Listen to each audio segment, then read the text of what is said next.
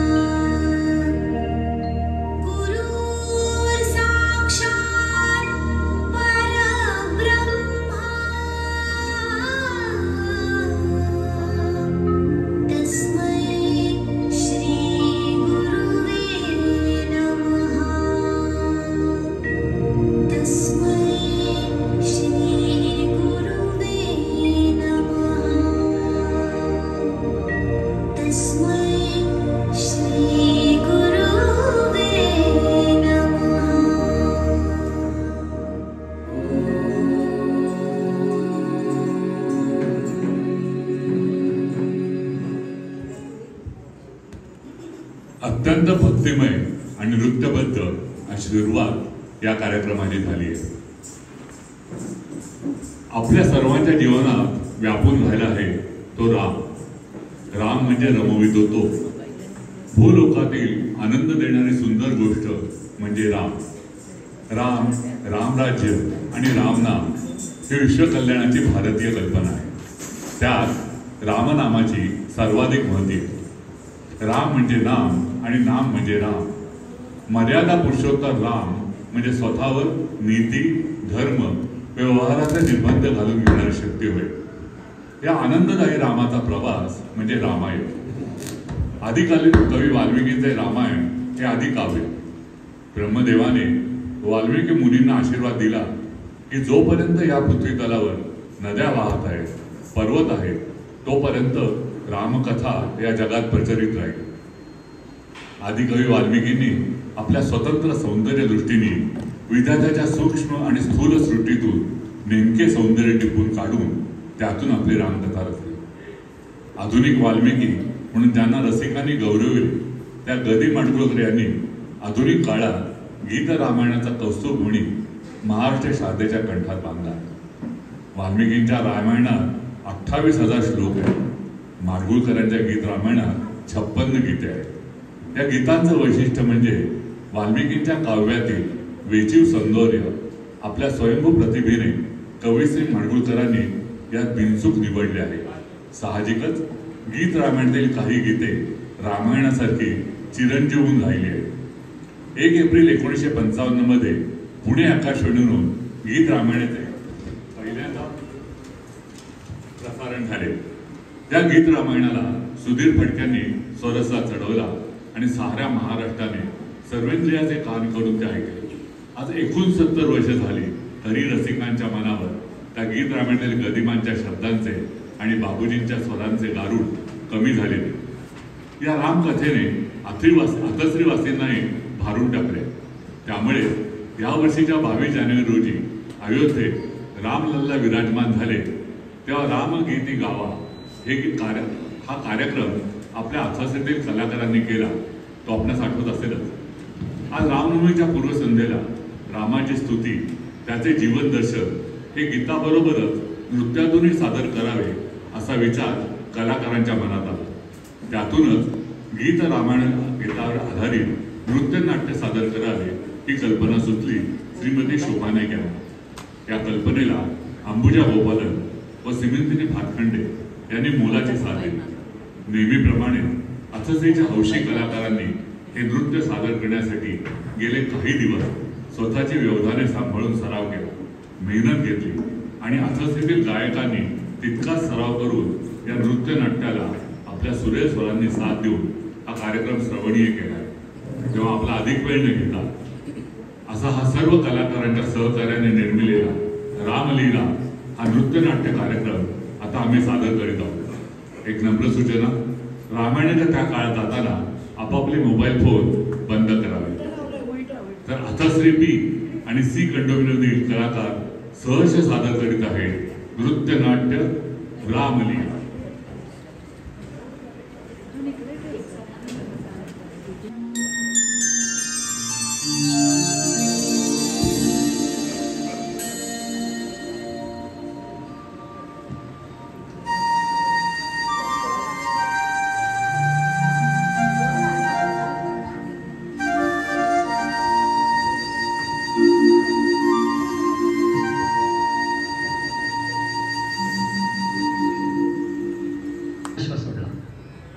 एका संवत्सरानंतर तो यज्ञ अश्व परत आला. राजा दशरथाच्या विनंतीनुसार ऋष्यशृंगाने यज्ञ मांडला आणि एका शुभवेळी त्या यज्ञ ज्वालेमधून एक रक्तवर्ण महापुरुष निर्माण झाला. तो महापुरुष म्हणजे साक्षात अग्निदेव होता आणि तो अग्निदेव आपल्या दुंदुभीसारख्या कणखर परंतु अतिशय मधुर अशा सादानी दशरथाला सांगू लागला, दशरथा घे हे पायसदान. दशरथा दशरथा घे पायसदान पायसदान. दशरथा घे पायसदान पायसदान. तुझ्या प्रगट जागलो तुझ्या यज्ञी प्रगट जागलो. हा माझा सन्मान दशरथा हे पायसदान पायसदान.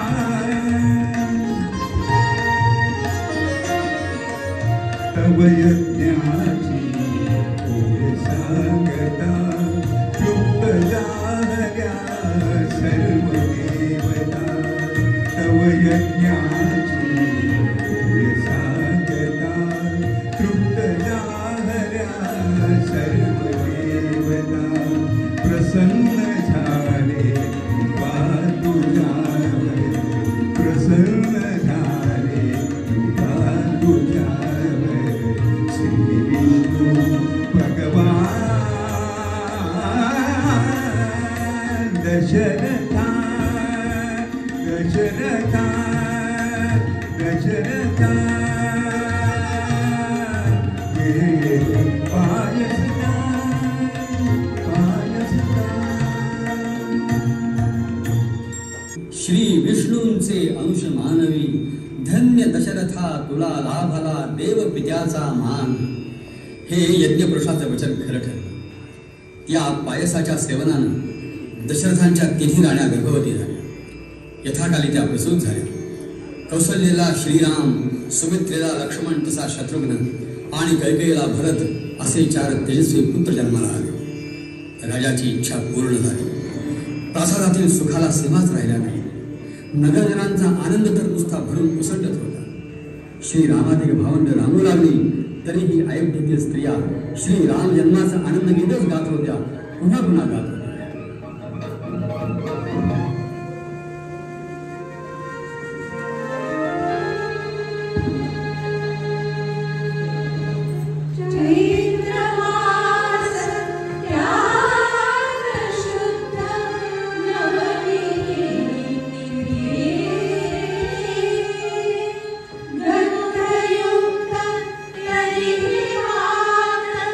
पुष्ण हे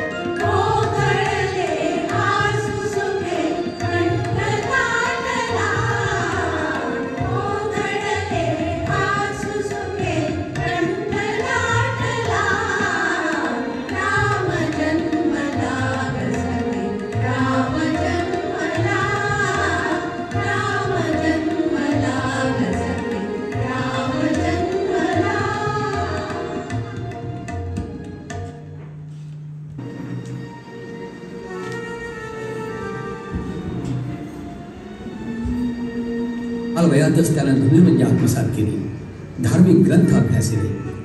त्याच्या समवेत त्याचे लक्ष्मणादी लहान भावंडही निष्णात झाले.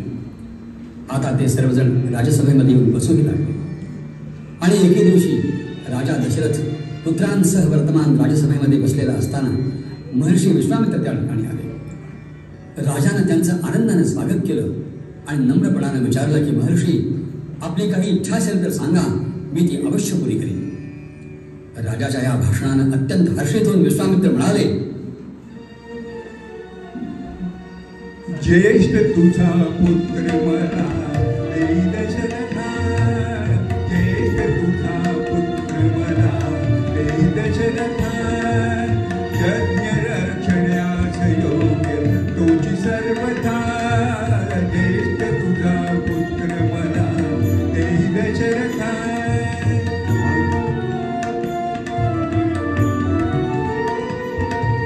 माया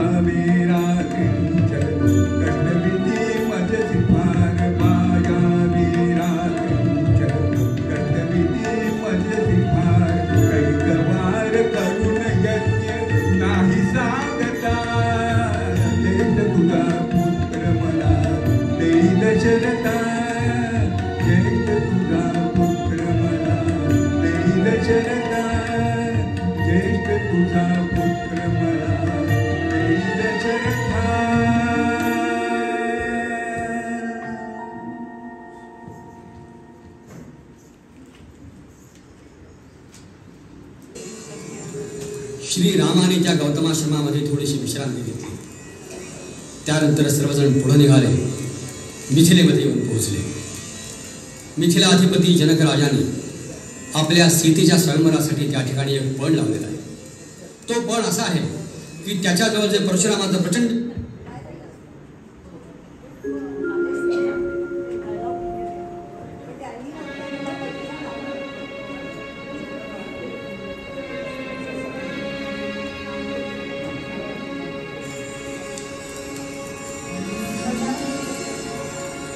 श्री रामाने त्या गौतमाश्रमामध्ये थोडीशी विश्रांती घेतली. त्यानंतर सर्वजण पुढे निघाले. मिथिलेमध्ये येऊन पोहोचले. मिथिलाधिपती जनक राजाने आपल्या सीतेच्या स्वयंवरासाठी त्या ठिकाणी एक पण लावलेला आहे. तो पण असा आहे की त्याच्याजवळ जे परशुरामाचं प्रचंड शिवधनुष्य आहे, त्या धनुष्याला जो प्रत्यंचा लावेल त्यालाच सीता मारणार आहे. त्या स्वयंवरासाठी जमलेल्या अनेक अतिरथी महारथींच्या समोर, सहस्रावधी राजांच्या समोर, पुष्कळ मल्लांच्या गर्वीते महाप्रचंड शिवधनुष्य जनकाने त्या सभामंडपामध्ये हलवले. त्या धनुष्याकडे पाहूनच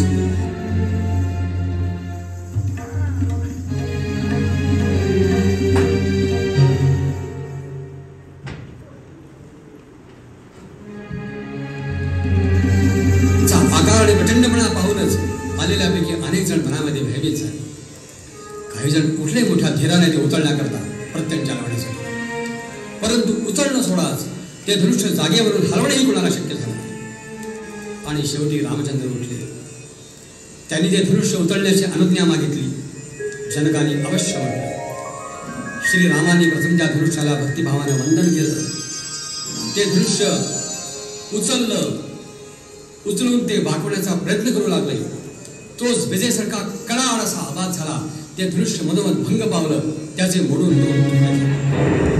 हा लोक विलक्षण पराक्रम बघून सर्वजण स्तुतित झाले. जनक संतुष्ट झाला. सीता अतिशय आनंदित झाली. जनकाने वीर्यशुल्का सीता त्या महावीराला देण्याचा निश्चय करून दाखवला.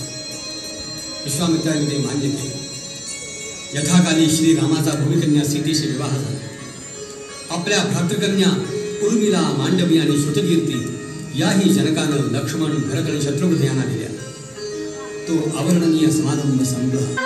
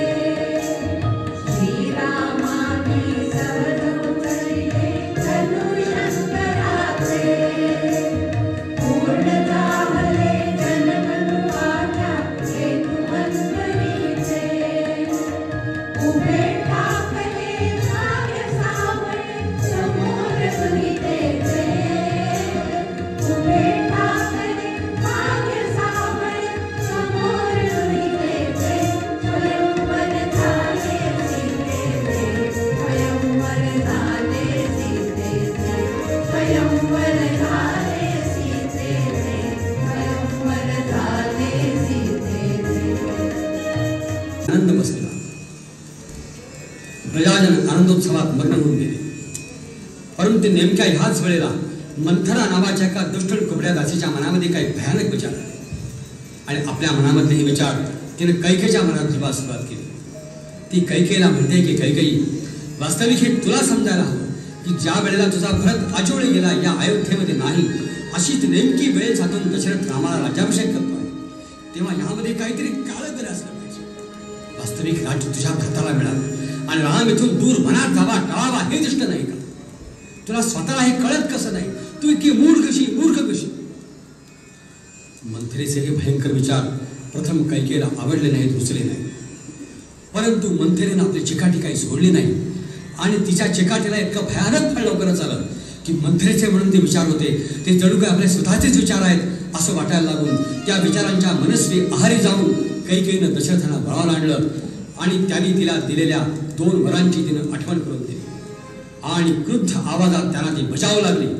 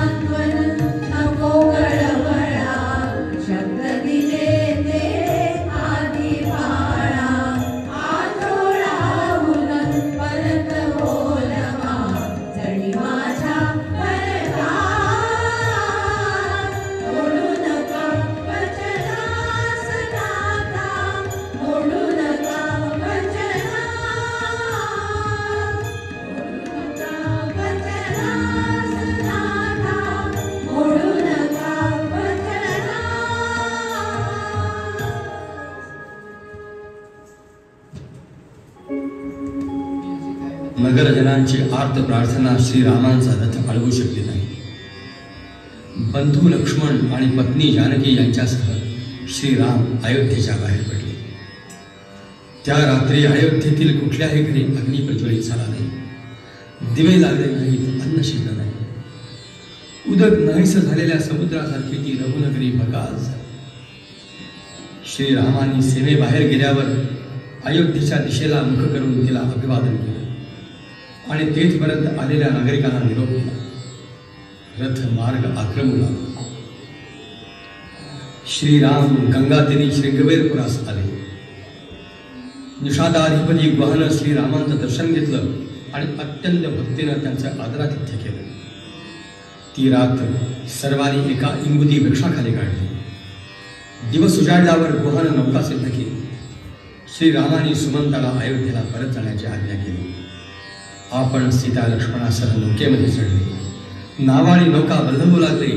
लाटावर लाटा आदळू लागल्या आणि नौका बदलवता बदलवता गुहासह त्याचे नावाने गाऊ लागले, म्हणू लागले.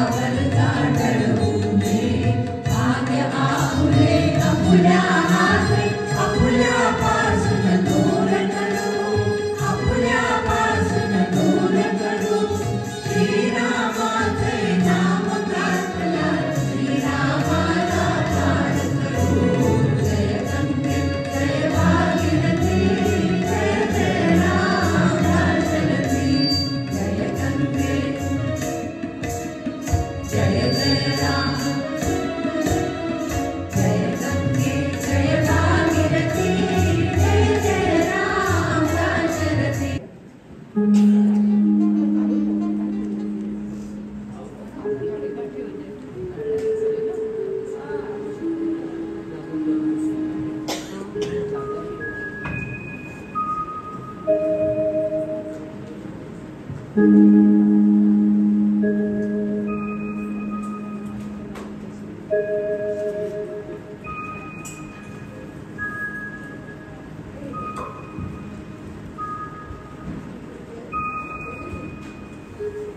तू कुठला राजकुमार असे लाडी गोडीनं पुन्हा पुन्हा विचारित श्रीरामांची दगड करणारा शूर्पणखेला श्रीराम विनोदानं म्हणाले, मी विवाहित आहे, एकपत्नी व्रतधारी आहे, मला काही तुझ्या प्रेमाचा स्वीकार करता येणार नाही.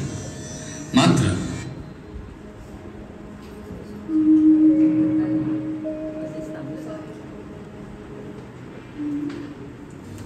कोण तू कुठला राजकुमार असे लाडी गोडीनं पुन्हा पुन्हा विचारित श्रीरामांची दगड करणारा शूर्पणखेला श्रीराम विनोदानं म्हणाले, मी विवाहित आहे, एकपत्नी व्रतधारी आहे, मला काही तुझ्या प्रेमाचा स्वीकार करता येणार नाही. मात्र माझा हा धाकटा भाऊ लक्ष्मण जो अद्यापही अविवाहित आहे तो तुला वळवला. शूर्पणखेनं आपला मोहरा लक्ष्मणाकडे वळवला. लक्ष्मण हसत हसत म्हणाला, माझी भार्या होणं म्हणजे दासाची दासी होणं. मी माझ्या वडीलबंधूंच्या चरणांचा दास आहे. तू असं कर, श्रीरामांचीच कनिष्ठ भार्या हो. कदाचित तुझ्यासाठी ते आपल्या प्रथम पत्नीचा त्याग सुद्धा करते. लक्ष्मणाच्या भाषणातील विनोद न समजल्यामुळे ती मूर्ख राक्षसी खरोखरच परत रामांच्या पाशी गेली आणि त्यांना म्हणाली, रामा, तू सर्वस्वी माझाच राहावास म्हणून तुझ्या समक्ष तुझ्या या स्त्रीला मी खाऊन टाकते. शूर्पणखा जानकीच्या अंगावर जेव्हा धावली तेव्हा मात्र महाबलाढ्य श्रीरामाने लक्ष्मणाला आज्ञा केली, या राक्षसीला विरोध करून द्या. वडील बंधूंच्या आज्ञेसरशी लक्ष्मणानं खड्ग बसलं आणि त्या शूर्पणखेचे नाक आणि कान छेदून टाकले. भयंकर आक्रोश करीत ती राक्षसी साऱ्या वनातून किंकाळ्या पडीत पडू लागली. आपले बंधू खरं दूषण यांच्यापाशी जाऊन तिनं गाराणं घातलं. ते ऐकून ते राक्षस रामांची संग्राम करण्यासाठी धावून आले. पण महाधनुर्धर श्रीरामाने दीड मुहूर्तात त्या सर्वांचा सैन्यासह संहार करून टाकला. एकट्या रामाने खर, दूषण, त्रिशूळ आणि 14 सहस्र राक्षस बलिदाचं पाहून ती विरूप राक्षसी लंकेला पळाली.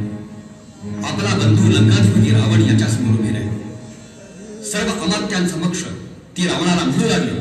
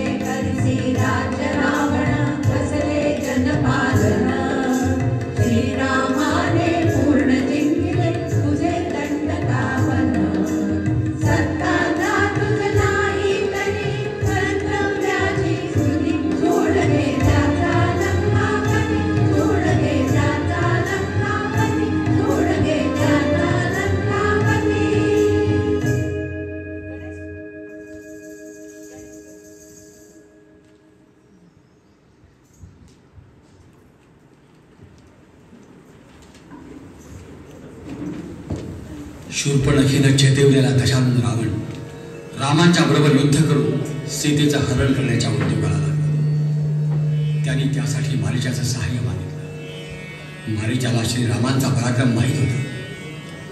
त्यानं जेव्हा रावणाचं मन वळण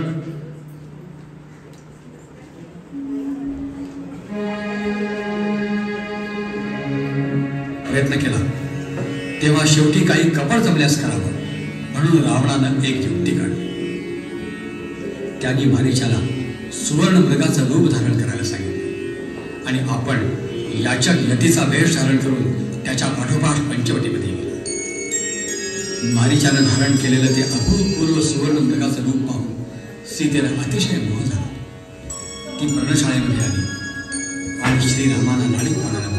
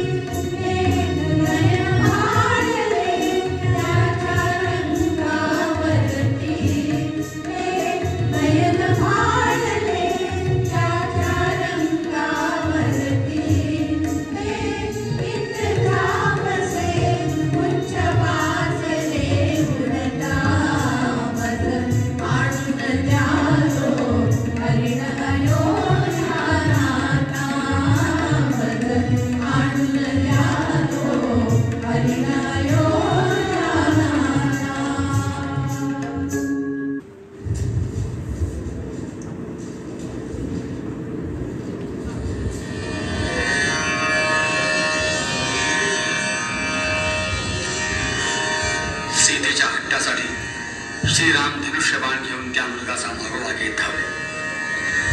रामांचा बाण भरवी लागताच तो मायावी मारीच हा सीते हा लक्ष्मणा धाव धाव असं मानवी वाणीनं ओरडला. तो साग श्रीरामांच्या सागासारखाच होता. त्यामुळं इकडं पर्णशाळेमध्ये सीतेच्या शरीराला कापड भरलं. श्रीरामालाच काहीतरी अपघात झाला असावा ह्या कल्पनेनं तिने लक्ष्मणाला त्यांच्या शोधार्थ पाठवलं. आश्रमात ती एकटीच उरली. ती संधी साधून यतिवेश धारण केलेला रावण पुढे झाला आणि थोड्याच वेळात त्यानं आपला खरा हेतू प्रकट केला. तो तिच्याशी लगट करू लागला तेव्हा ती महापतिव्रता मैथिली त्याला कातर स्वराने बजावू लागली.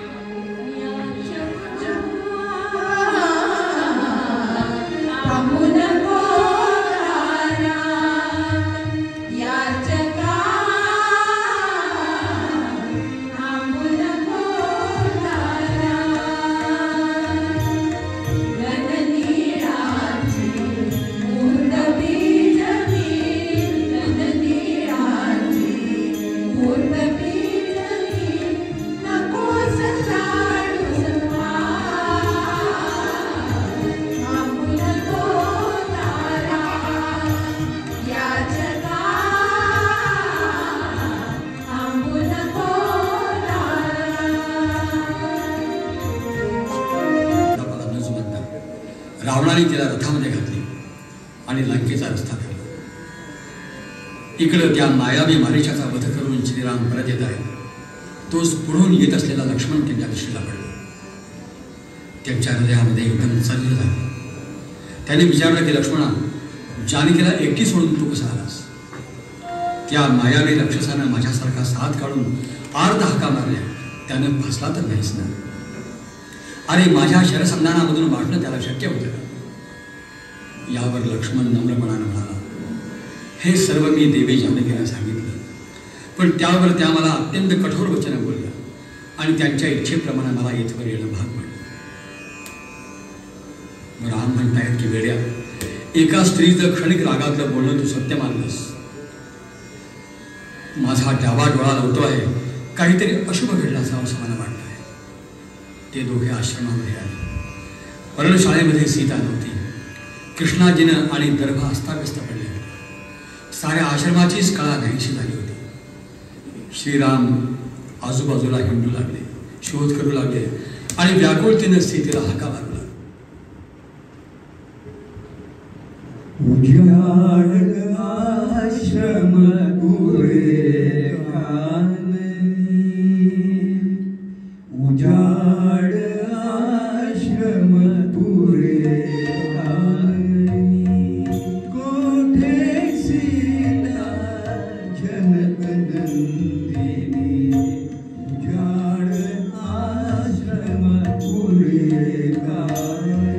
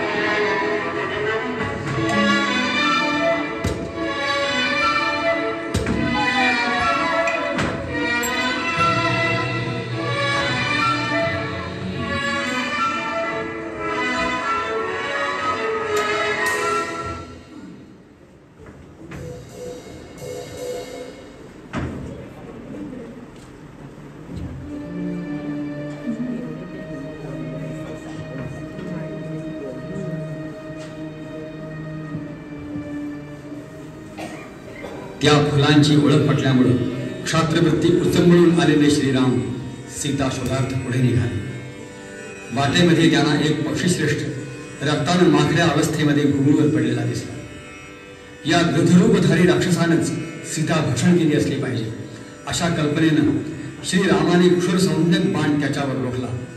तेव्हा फेसासह रक्त उकित असलेला तो पक्षीराज जटायू श्रीरामाना म्हणाला,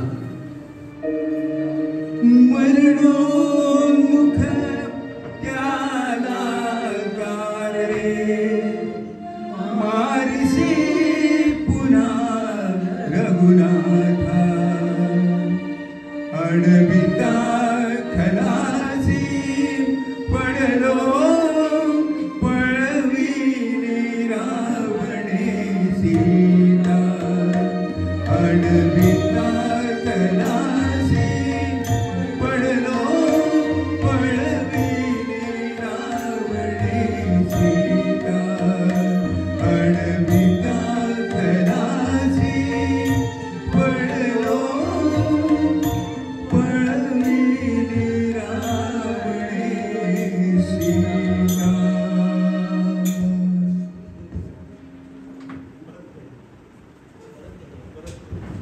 रघुनाथा अडविता खलासी पडलो पळविली रावणे सीता, अडविता खलासी पडलो पळविली रावणे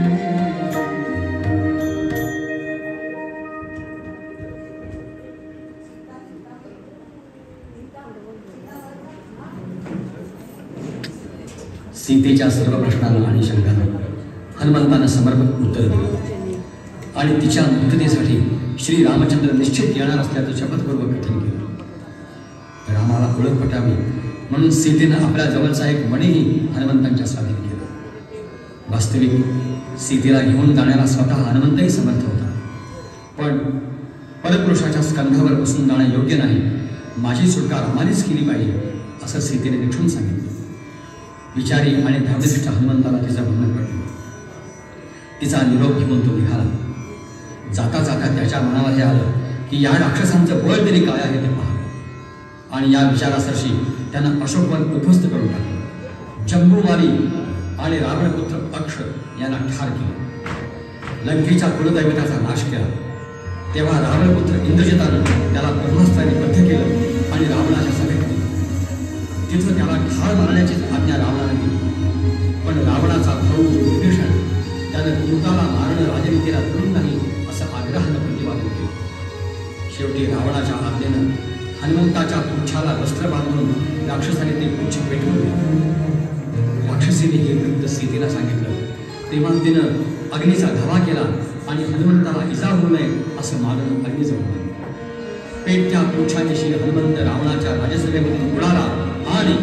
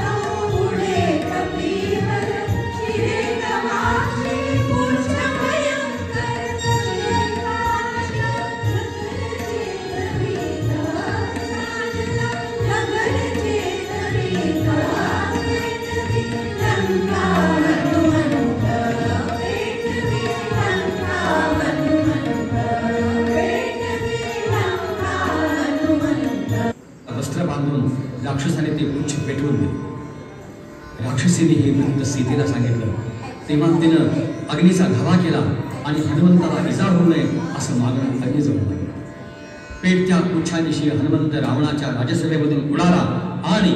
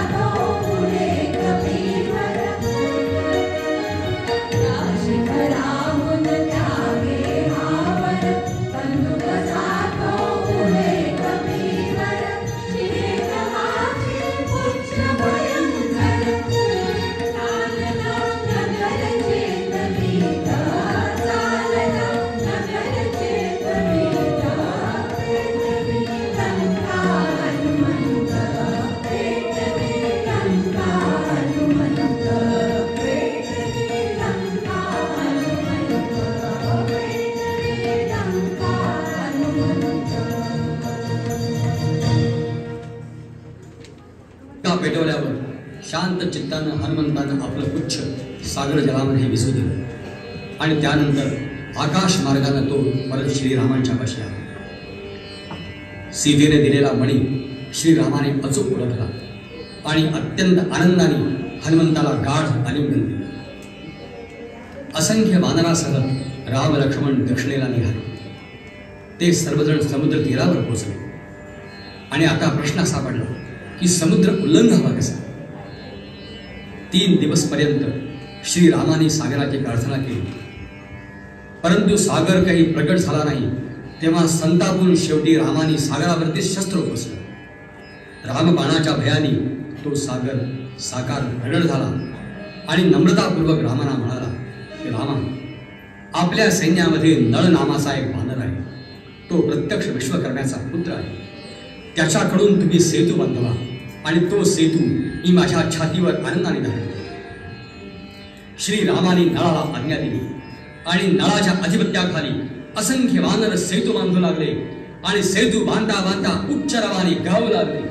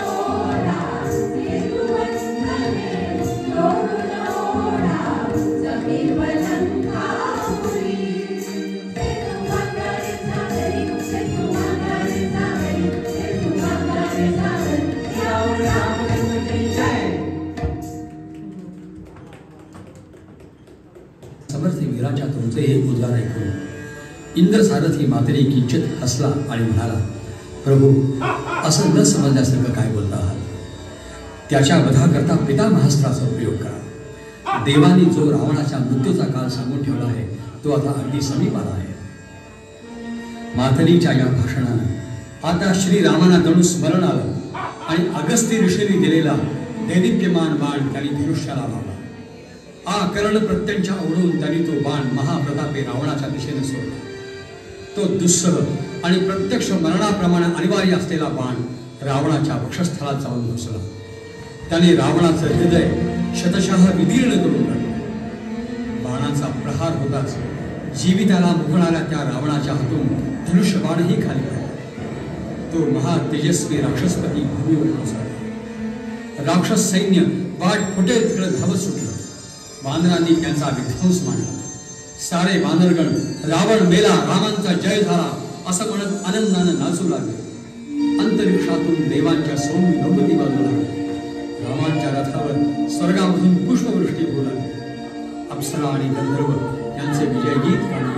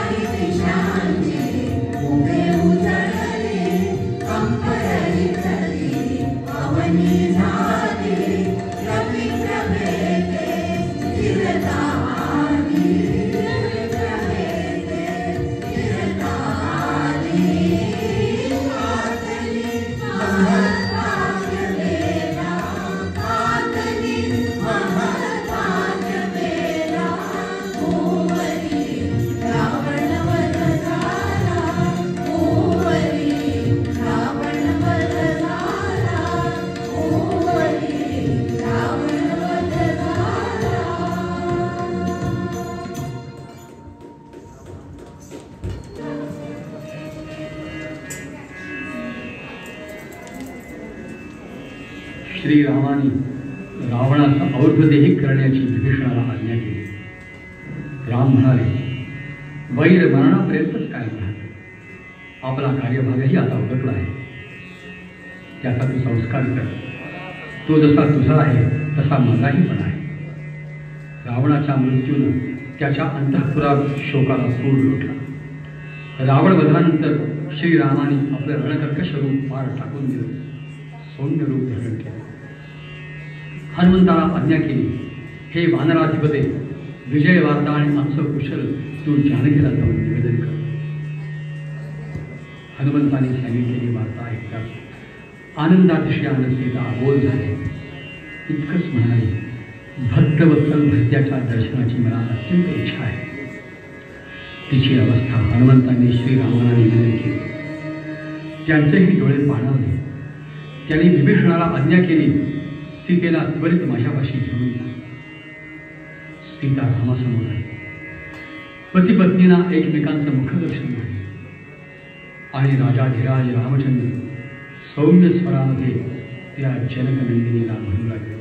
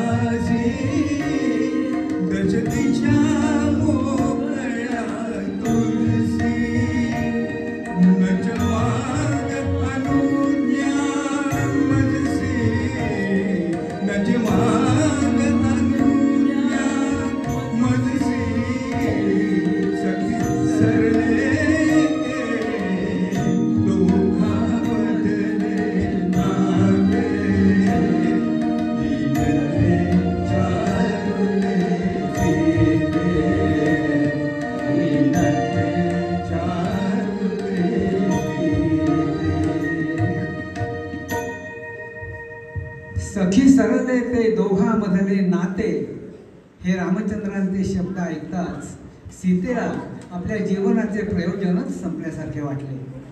ती लक्ष्मणाला म्हणाली, लक्ष्मणा, माझ्यासाठी चिता सिद्ध कर. देहत्यागाशिवाय दुसरा मार्गच मला उरला नाही. लक्ष्मणाने चिता सिद्ध केली. सीतेने चितेत प्रवेश केला. पण क्षणभरातच ती चिता उडवून देऊन प्रत्यक्ष अग्निदेव सीतेस घेऊन चितेबाहेर आले. अग्निदेव रामाला म्हणाले, रामा, ही सीता अग्निज्वारी इतकी पवित्र आहे, माझ्या आज्ञेने तू हिचा स्वीकार कर. राम व सीता या दोघांचेही नेत्र आनंदाश्रूने भरून आले. रामाने मोठ्या आनंदाने सीतेचा स्वीकार केला.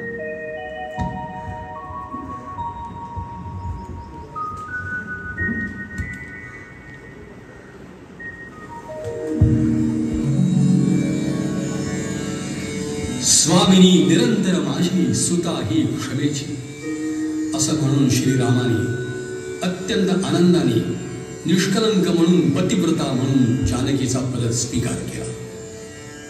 सर्व सैन्यामध्ये आनंदी आनंद पसरला. रामाने विभीषणाला आज्ञा केली, लंकाधिपते, निरपेक्षपणानं आणि सुखानं लंकेच्या साम्राज्याचा उपभोग घे. आता रामांचं कार्य पूर्ण झालंय. भरत भेटीची त्यांना ओढ लागली आहे. विभीषणानं पुष्पक विमान तयार केलं. विमानामध्ये बसण्यापूर्वी रामाने न्यायासाठी आणि सत्यासाठी लढणाऱ्या आपल्या साऱ्या सहकार्यांचा निरोप घेतला. त्यांना अयोध्येचं निमंत्रण केलं. श्रीराम, सीतामाई आणि लक्ष्मण विमानामध्ये बसले.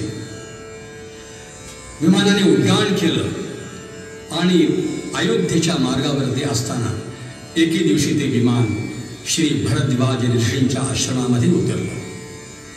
याच दिवशी रामांच्या वनवासाची 14 वर्ष पूर्ण झाली आहे. आपण येत असल्याची वार्ता हनुमंताकरवी अयोध्येला कळवण्याची व्यवस्था त्यांनी अगोदरच केलेली आहे. राम येत आहे, सीतामाई येते आहे, लक्ष्मण येतो आहे. या वार्तेनं सारी अयोध्या आनंदाने अक्षरशः नाचते आहे. शत्रुघ्नानं सर्व अयोध्या शृंगारली आहे. भरत डोळ्यामध्ये प्राण साठवून रामांची वाट पाहतोय. भरद्वाजांच्या आश्रमामधून रामांच्या विमानाने उड्डाण केलं. ते अयोध्येच्या परिसरामध्ये येऊन उतरलं.